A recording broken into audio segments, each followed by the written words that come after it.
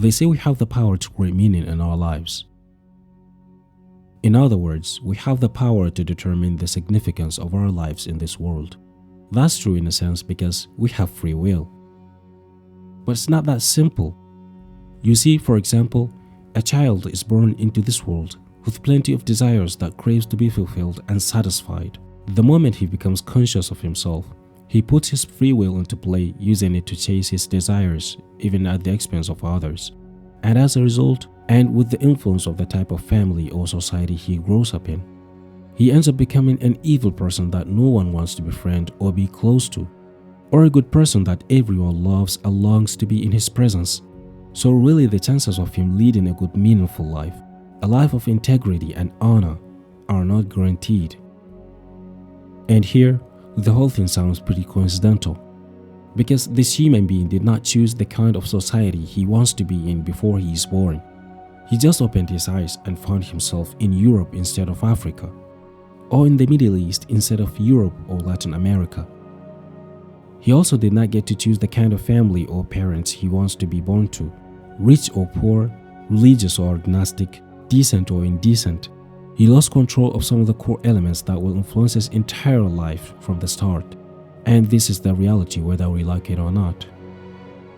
Let's say he grew up to become an evil person as a result of the choices he made while blindly chasing his desires and the influence of the degenerate family or society he found himself.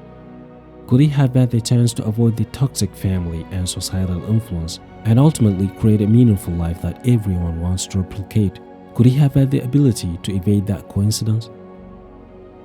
Yes, but in order to evade such a coincidence and prevent it from happening, so that we as human beings can gain control over our lives and avoid any negative foreign influence, we certainly need to implement a pre-planned strategy to block any chance of its occurrence.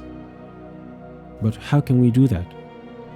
Well, as much as we may not want to hear it, religion, and more specifically Islam, has an answer to that. We believe that Allah is the absolute perfection. He created us in order to reach the level of perfection He has handed for us, each dependent on his personal abilities. So He sent the prophets and messengers to guide us, because it is impossible for an ordinary human being to overcome the obstacles of desire, greed, and ego, because they are the cause of almost any ethical corruption. Therefore, it is impossible for an ordinary human being to successfully repel this trap and take himself any far without a divine intervention. These prophets brought rules and guidance that protect human beings against such influential factors.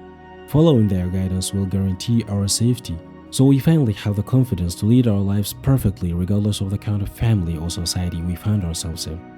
One can be born into a corrupt family or society and grow up to become a decent human being that lives a life of immense significance and purpose, so long as he lives by the divine creed. By the way, these are just some series of random thoughts that infiltrated my mind, so I hope it makes sense. Peace be upon you.